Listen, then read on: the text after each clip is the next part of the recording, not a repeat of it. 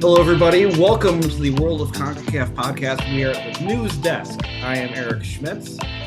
And I am Donald Wine. And we're sadly missing Jonathan tonight. He is under the weather, but it is Nations League window. Donald, we're at a Nations League window. Oh, yeah. We back. Nations League window. The start of the 2023-24 Concacaf Nations League is upon us. So we are here with a preview. Later on, we're going to be joined by the king of CONCACAF, Jon Arnold, to talk detailed about some of the great storylines of this Nations League that we are about to enjoy. And yeah, we'll just kind of run through the groups real quick, give you a recap as to where we're at, what to look for, and some fun facts about each group. We'll try to apparently there's a hurricane going on, like coming. Yeah, hurricane. Well, it was Tropical Storm Lee like this afternoon, and now it is Hurricane Lee. So now Hurricane Lee is going to actually probably have some effect on some games, and we'll tell you which games could potentially be affected by this storm that is motoring through the Atlantic. Yeah, UEFA Nations League could never, deal with a hurricane just swinging through. And look, I don't know if you've been in a game that has been not necessarily postponed, but at least taken over by a tropical storm. But I know I have. World Cup qualifier. We've had plenty of rain games, but like definitely been involved in a tropical storm. It fundamentally changes some of these games, and so especially with the wind and just the volatile rain, a lot of these islands can handle it in a way. But this storm is supposed to be pretty big. So that's really what's going to be what affects things. Yeah, for sure. So we'll run through the leagues right now. First off, just kind of like a 3,000-foot view here. League A, we got a different format than the past two Nations Leagues because CONCACAF, nothing stays the same.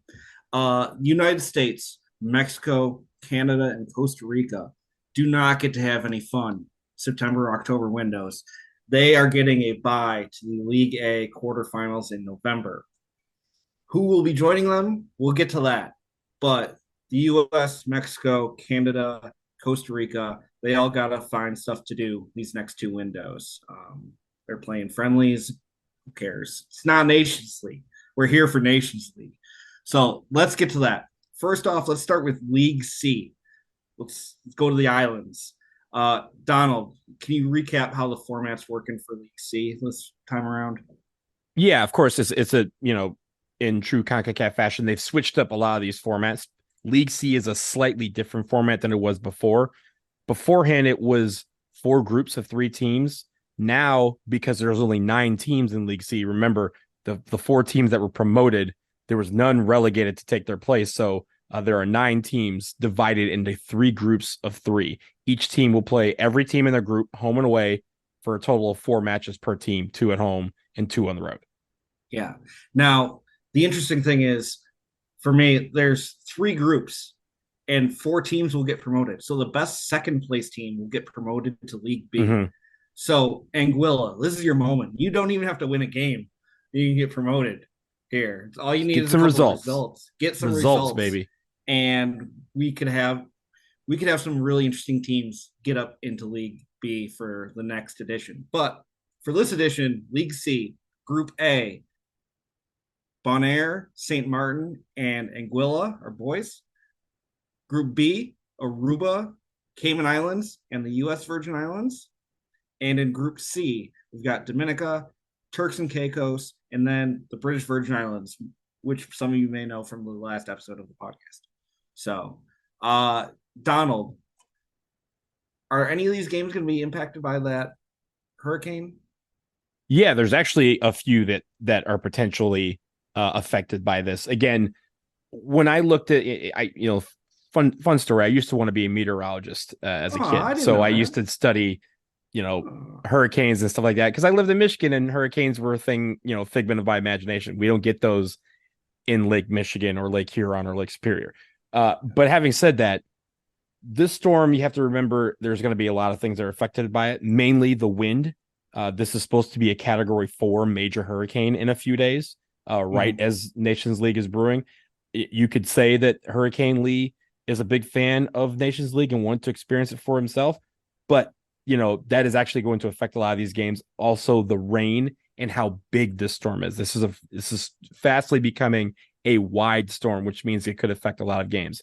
In League C, the potential for it starts on Thursday, starts tomorrow, as we record on Wednesday, September 6th. Anguilla versus St. Martin and U.S. Virgin Islands versus Cayman Islands. Those have the potential to get some tropical storm winds by that point. Now, again, things could change. It's not an exact science, but that's what is being forecast as of right now, that those could creep into play at that point. Saturday, September 9th, the British Virgin Islands versus Turks and Caicos. If this storm continues on its path and is kind of slow at this point, they could be right in the middle of it on Saturday. Now, this could be a point where that game may have to be postponed, like if it's at its full strength at that point. So the final one would be on Tuesday, September 12th. The final match of this window in Group C, Turks and Caicos versus Dominica. Turks and Caicos is right in the line of the cone of uncertainty right now. So we have to wait and see. But if the track continues the way it is, Turks and Caicos could be in a lot of trouble. We don't want to live in a cone of uncertainty at all. No. There are a couple of these games that are not necessarily being, because it's the way things go. Some of these games are not in Nations League, are not happening in the home countries. Just sticking out to me right now, the St. Martin Bonaire match on Monday is actually happening in St. Kitts and Nevis. Just it's Nations League. You don't necessarily play all the games at home. But before we get to this, I do want to say happy Bonaire Flag Day to everybody out there. It is Bonaire Flag Day. They're celebrating the flag there, September 6th. So I'll get to that. In this preview, we're going to do this nice little segment called Quick Sips, because, we like to share a little sip of our drink, what we're looking at for this window, and just a couple quick fun facts for each of these leagues. So quick sips for League C. Donald, what do people need to know? All right, so there's 3 that we have here for League C. Very quickly, Bonaire, we just mentioned Bonaire, happy Flag Day. Called in Leandro Martis. He's a 27-year-old left wing. He's had 1 cap for Curacao back in 2012, and now he is being called in for Bonaire. I don't know if he's done the full, one-time switch thing, but at the very least, he's being called in for this window for Bonaire. He was last with Spartak Varna in the Bulgarian second tier. What do you think about that? That sounds like a real team in the Bulgarian second tier.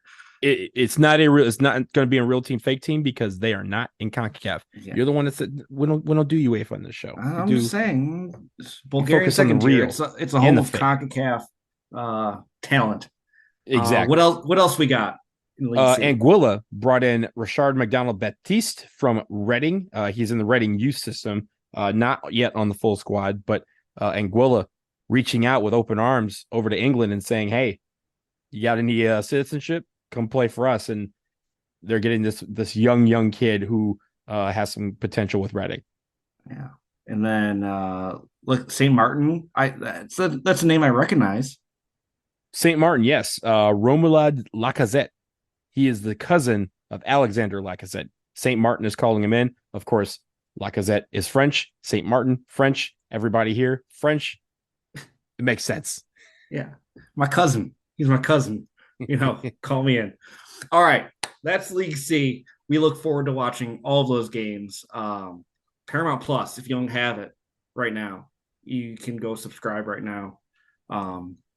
Use promo code. I don't know if Concacaf will work. Concacaf might work. I don't know. Just go get Paramount Plus. If it works, let us know at Concacaf. If it doesn't work, don't let us know. All right. Next up, League B. So now we've got all these format changes. The format for League B, pretty straightforward for this edition. Because we don't have the Gold Cup next summer, which League B, there was some Gold Cup qualifying, functions to where the finishes were in previous editions. This one don't matter. First place in League B goes to League A for the next one.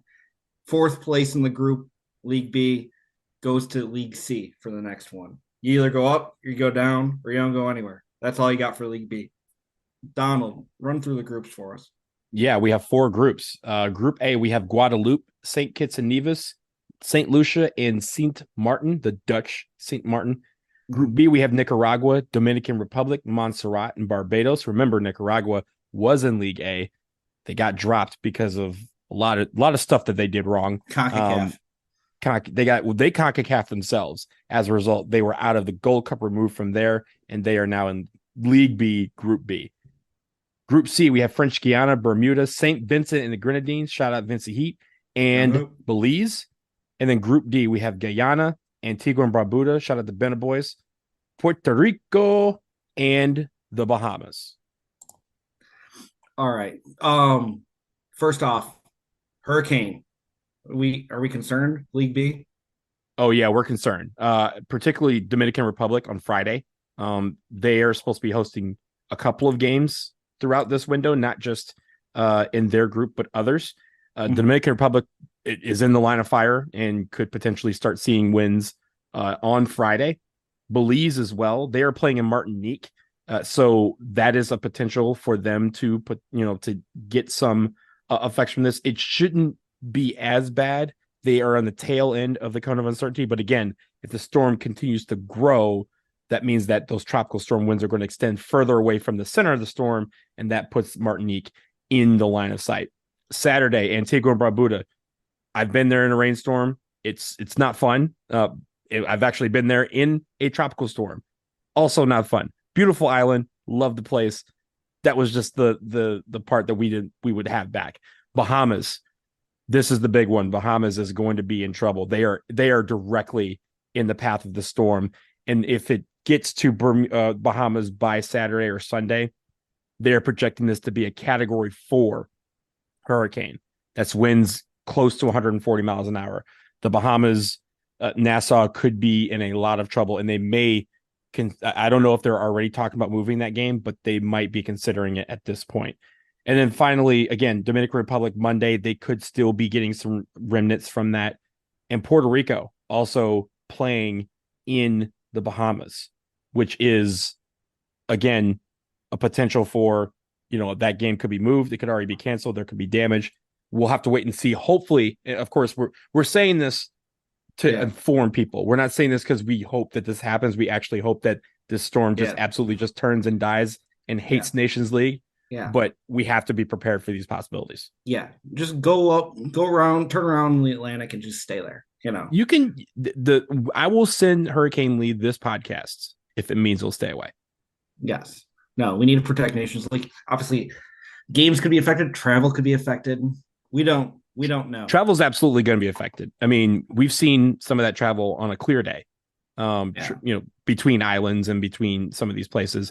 We've seen some of the issues that some of these teams have had with travel over the course of the Gold Cup, the previous Nations League, some of these friendlies. It's going to be a major issue. Yeah. Speaking of travel, let's get to quick sips because we got a sip for you here. Montserrat had to move their September 11th match, which was home to the Dominican Republic. They had to move that to the DR. That's going to be played at Estadio Olímpico Felix Sanchez in Santo Domingo. So the change in the venue is due to the company that's in charge of transporting people who enter and leave Montserrat. Like, they're having problems there.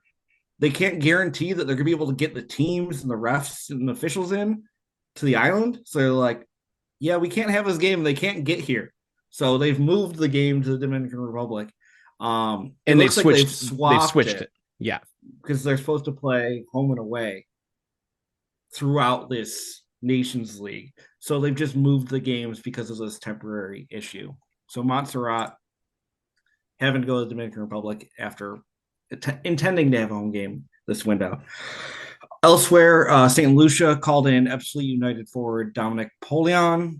He made his debut earlier this year for Stern John's side. And then St. Martin makes their League B debut. 22-23 Concacaf Nations League Golden Boot winner Gerwin Smalley Lake was called in for the matches. Also called in for St. Martin, Concacaf small.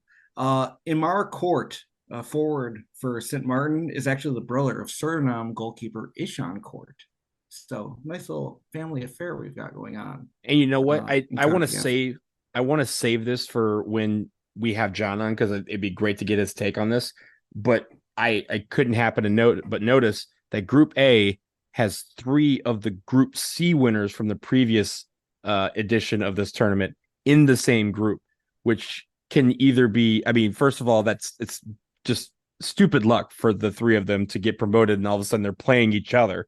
And at the same time, you know, two of them are going to stay up at the very least, stay in League B. One of them could be going to Group A. They could obviously get promoted, and one of them could be relegated. But that's going to be an interesting group, and I'd love to, see what John thinks about that. Yes, for sure. And you mentioned stupid luck. Let's talk about stupid. Let's go to League A. Now, what you know about League A, forget it.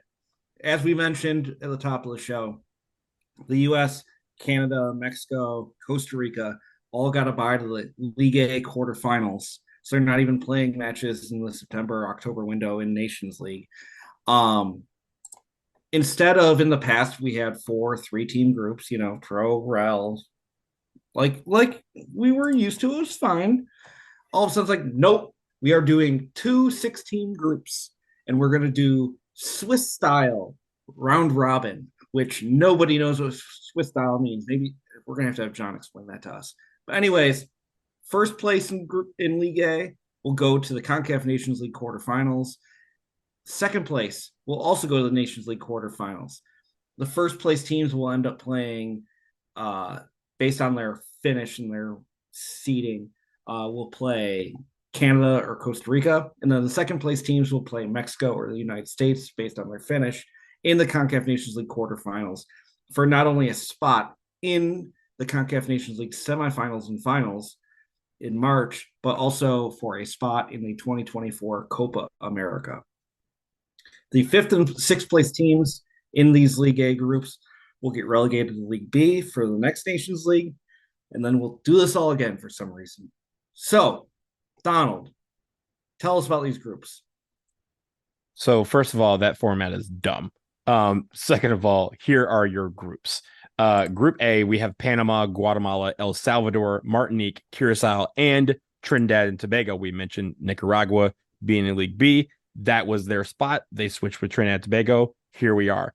And in Group B, we have Haiti, Jamaica, Honduras, Cuba, Suriname, and Grenada. Yeah.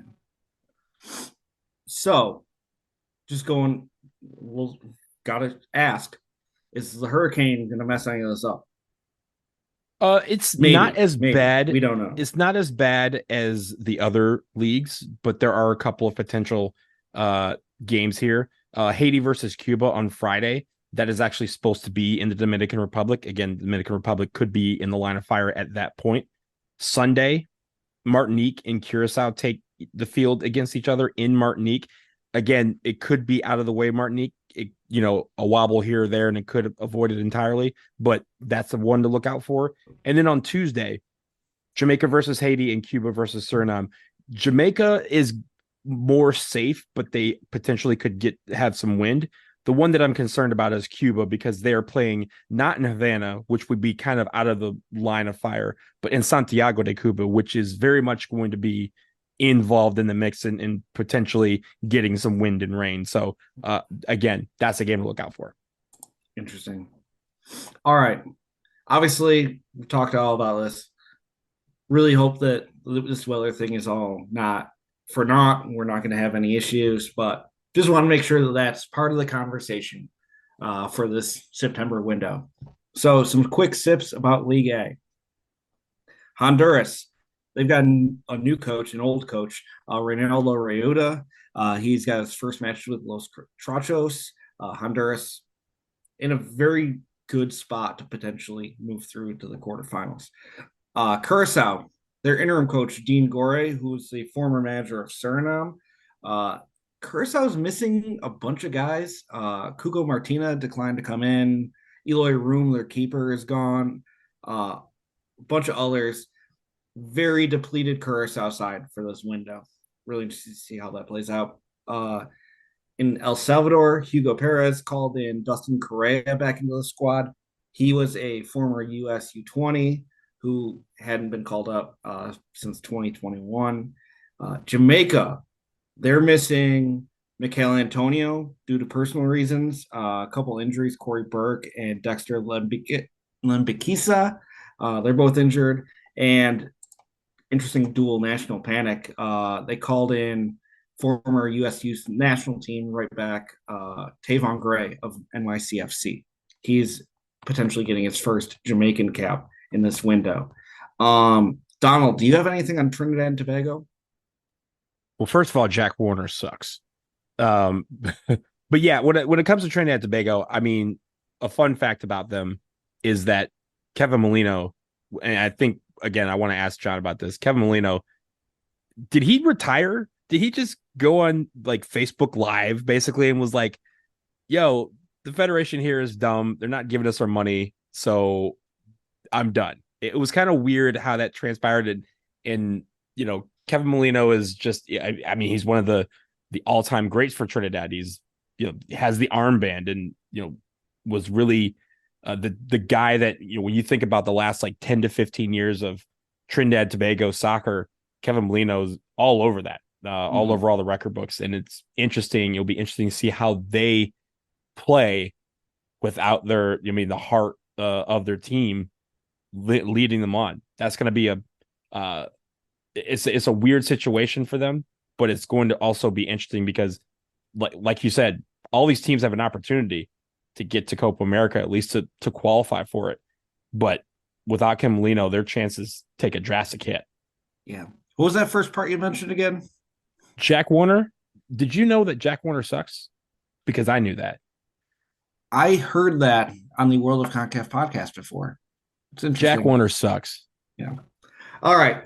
We're going to take a quick break. We'll be back in a second with our friend, Jon Arnold, to talk Concacaf Nations League. Don't go anywhere.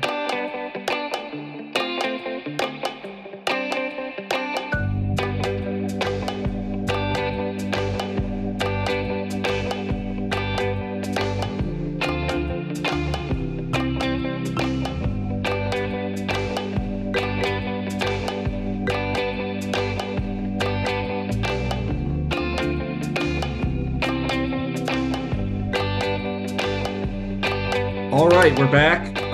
We are fortunate, privileged to have an old friend of the show back for this crucial Concacaf Nations League window. We want to welcome in our friend Jon Arnold from the Getting Concacaf newsletter and all Concacaf coverage everywhere. Jon, thanks for joining us. How are you doing? Happy Nations League Eve. Happy Nations League Eve. It's always. I love the way you say that. It's like it is like Christmas. It's our favorite tournament, and we get to unwrap this bow in just under 24 hours. Yeah, I think like real ones will remember. I've been doing this a long time. And I think like the CONCACAF stuff, thankfully, and y'all are going, and other people are starting to latch on as well. I launched the newsletter back in 2020.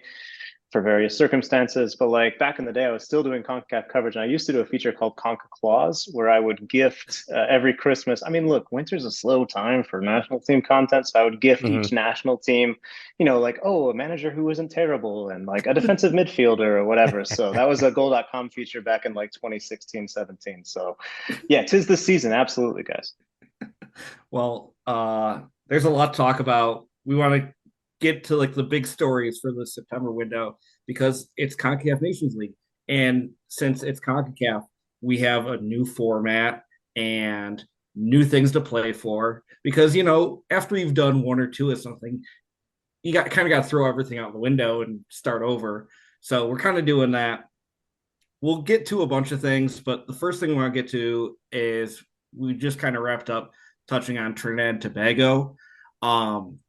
That's a very interesting situation down there. Do you want to kind of go into what's going on with the Soka Warriors right now?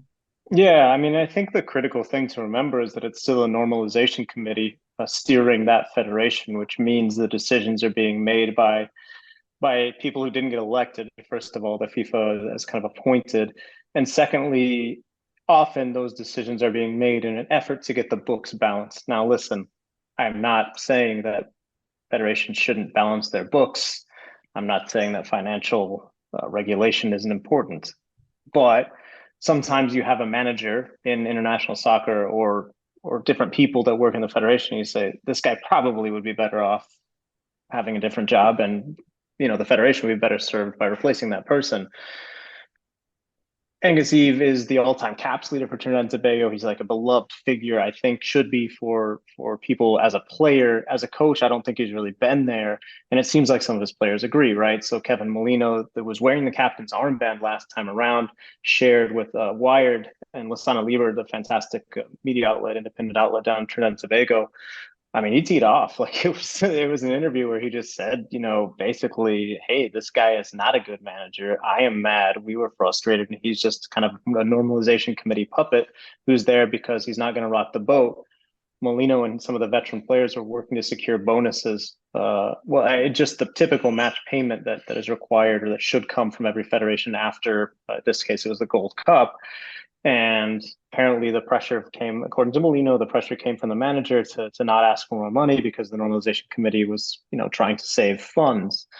But to be fair, that's not the player's concern. It shouldn't really be the manager's concern. In fact, you'd really like, I think at least the players certainly would like a manager to advocate for them and to say that they're doing enough work and doing a good enough job to get as much payment as they feel like they're deserved. So it seems like that was the root of the conflict, and the tournament didn't go well. And it seems like that conflict has only boiled over. And I think to add to problems, Levi Garcia, man, Trinidad and Tobago were a little better, not even a lot better. I think people would realize and recognize this guy as an absolute star, not a rising star, like a current star in the CONCACAF region.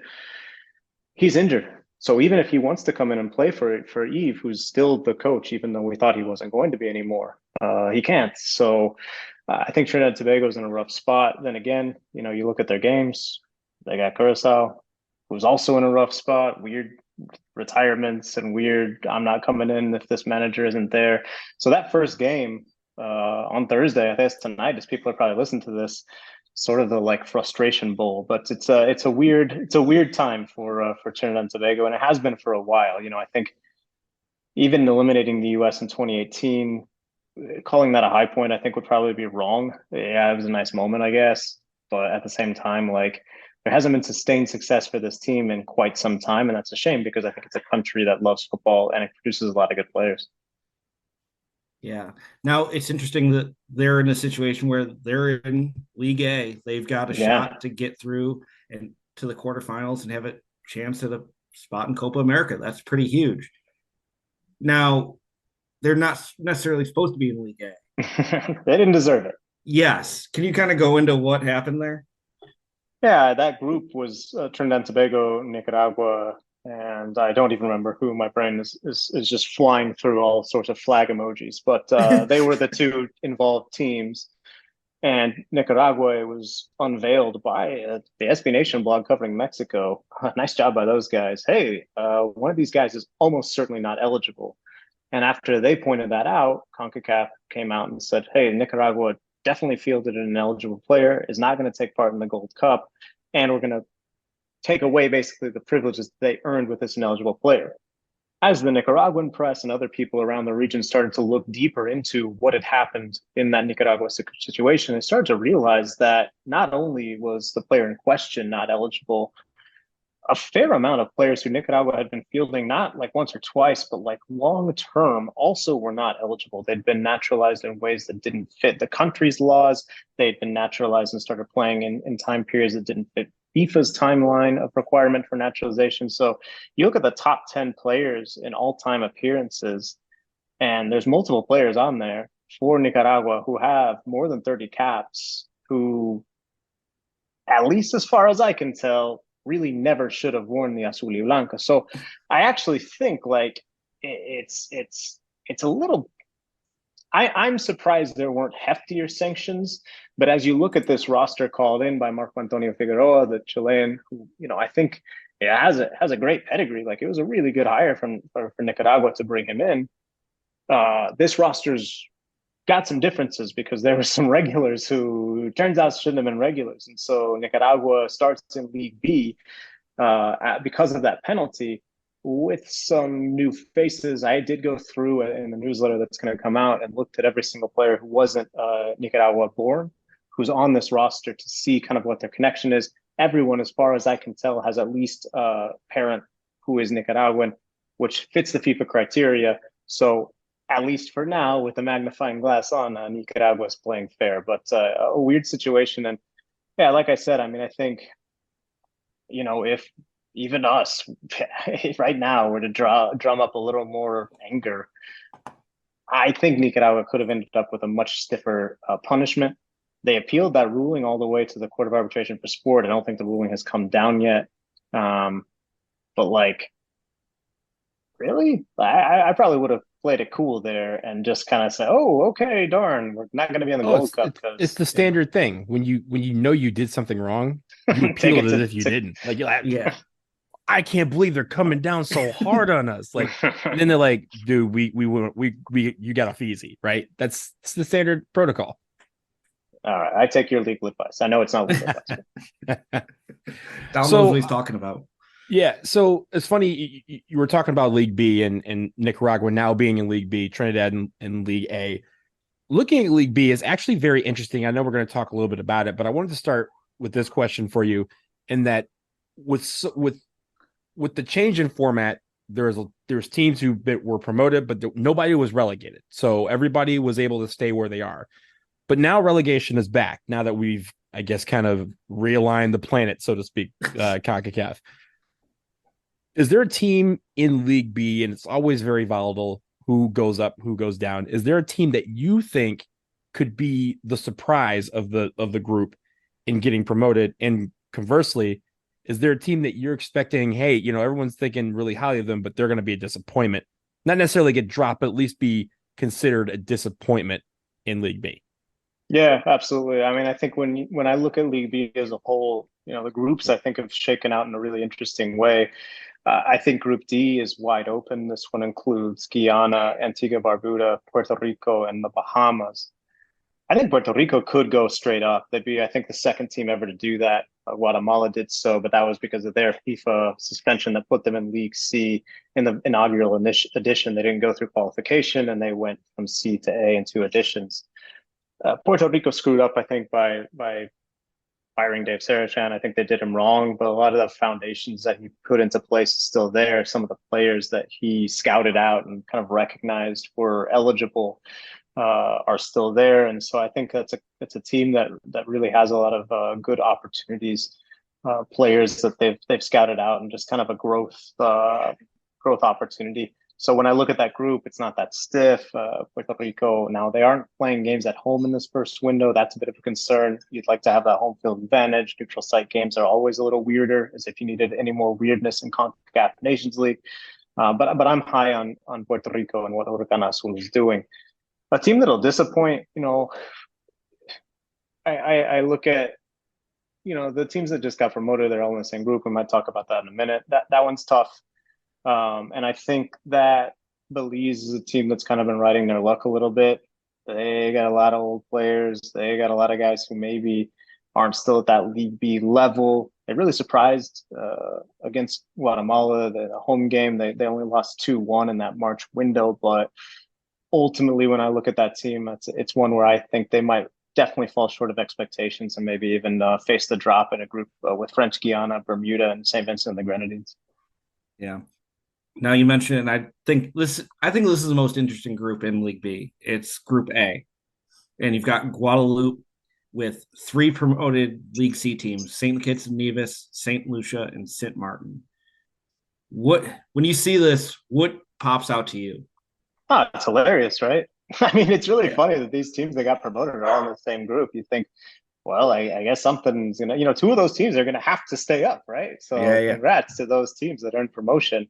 I think Guadeloupe has an opportunity here because they are a proven team, and I think that we've seen the kind of we've seen Guadeloupe, Martinique, and even Saint Martin to some extent, like these teams that are part of the French setup have really taken Nations League seriously, and the players seem to really like playing for them now that they have some regularity. We used to kind of not know what to expect. They'd turn up to a Gold Cup, and sometimes they would have nobody, and sometimes they'd have like former French Liga or France internationals, and you're just like, what the heck? And they would have these amazing runs and go into deep into the Gold Cup. So I think it's a big opportunity for them, and I think it's also a big opportunity. All three of the promoted teams.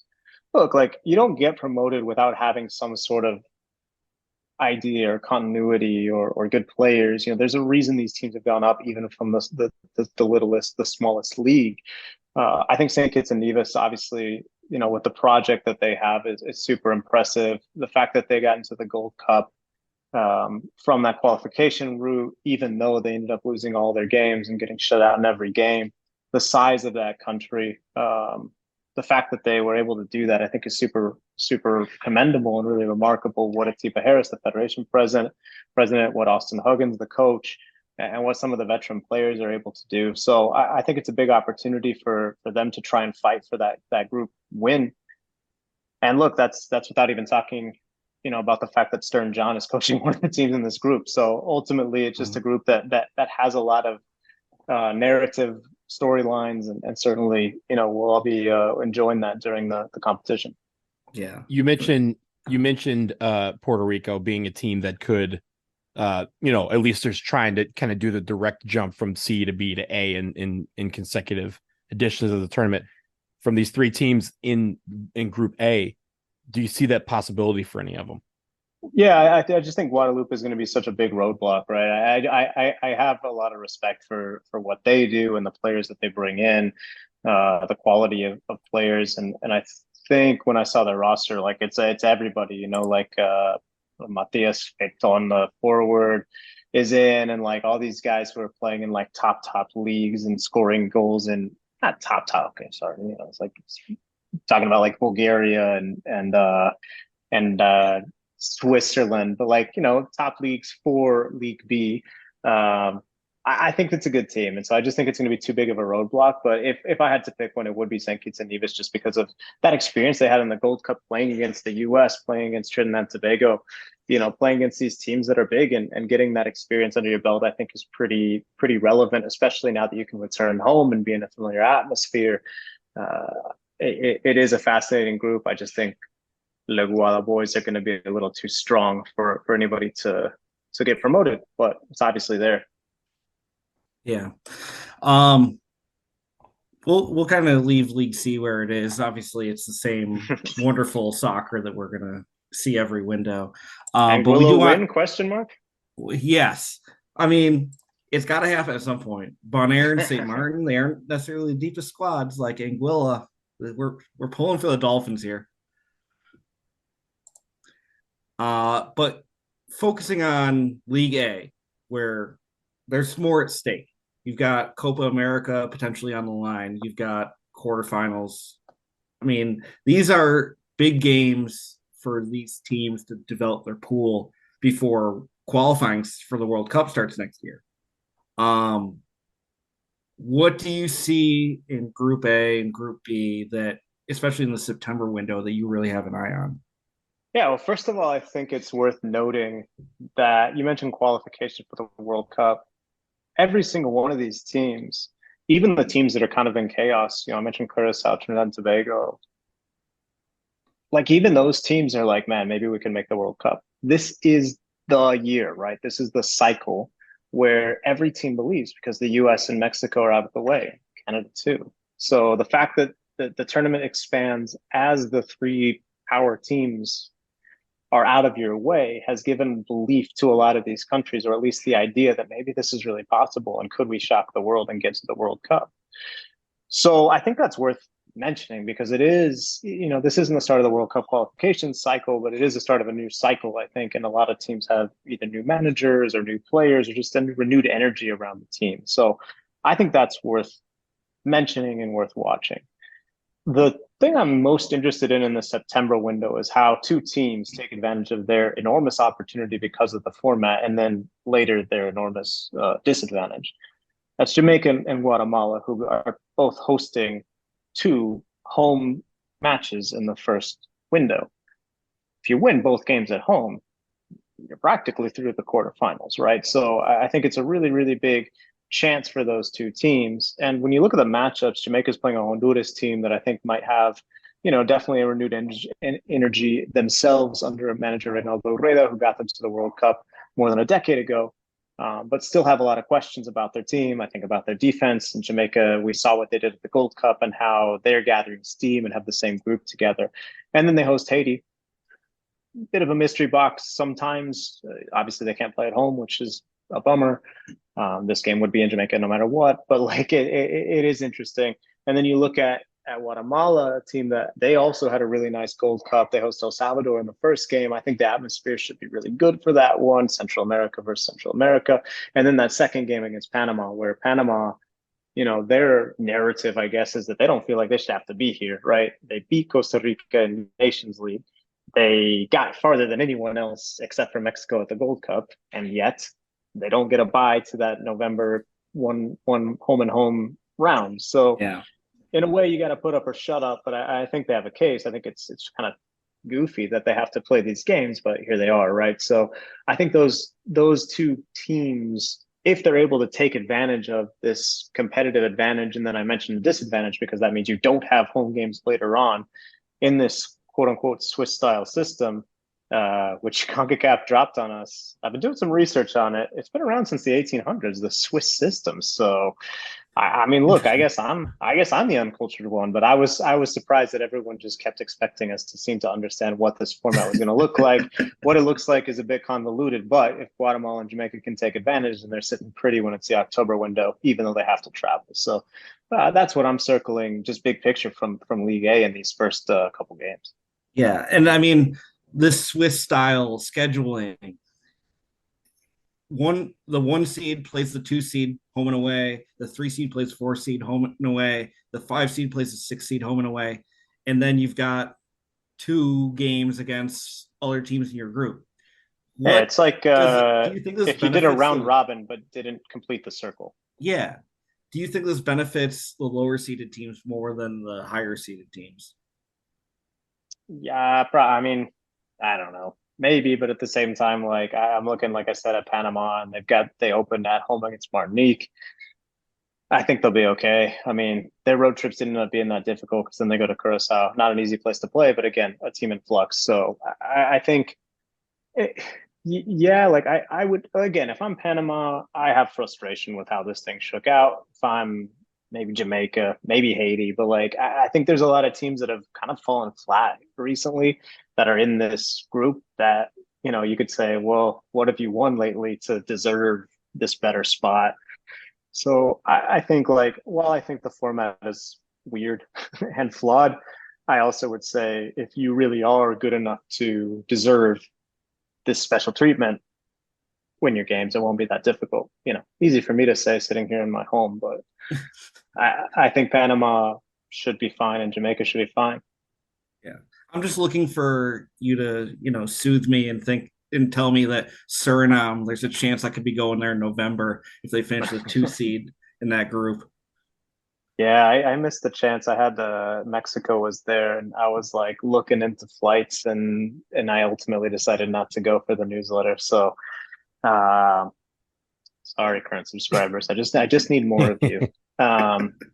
So yeah, I don't know. I think like Suriname is interesting for sure. And I it's not going to be the last that we hear from them.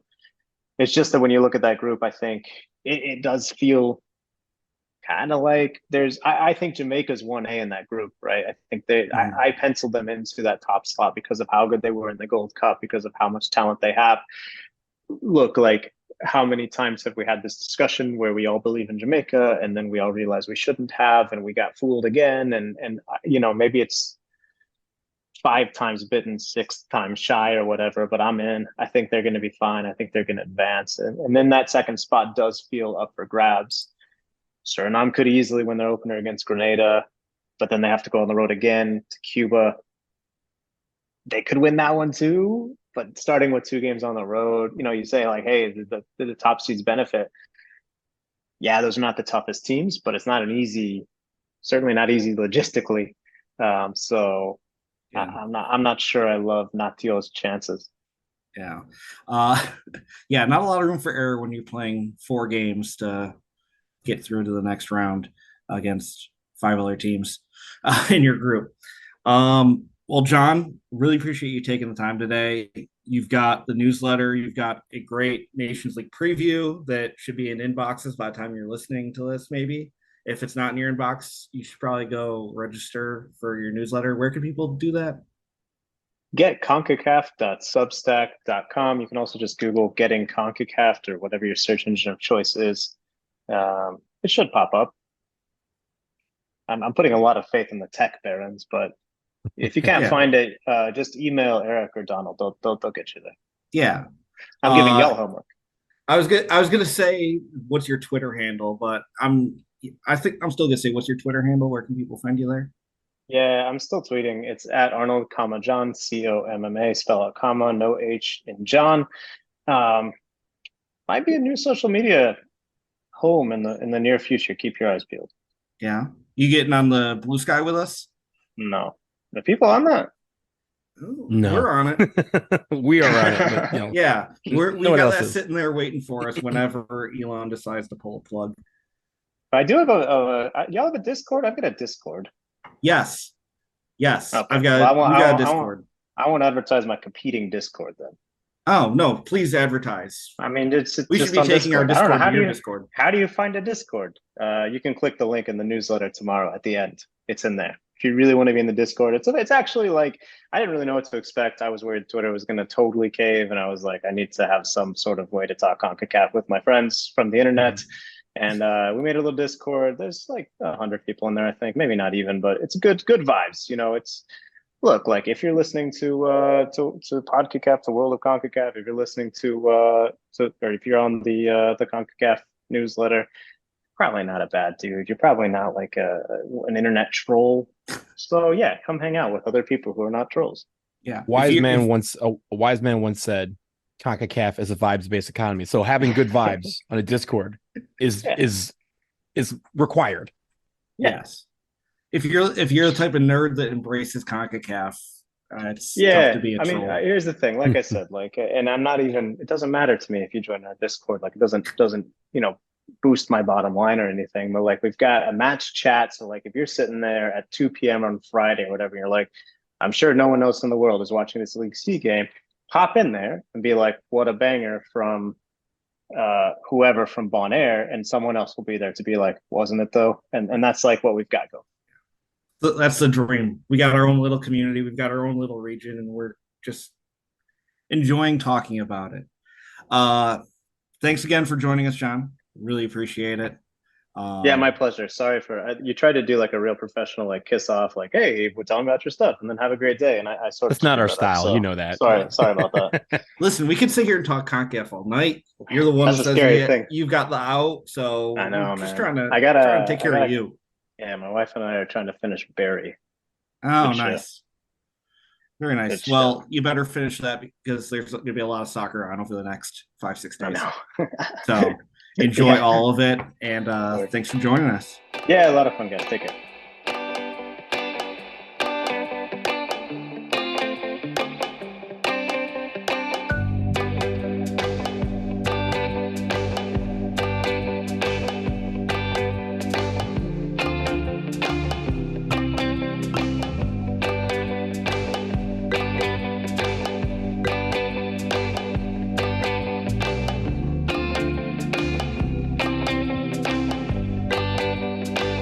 All right, we'd like to thank Jon Arnold for joining us.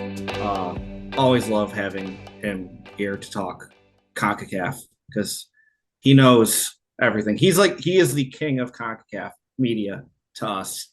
So great to have him on. Great to see him. Donald, where can people find you?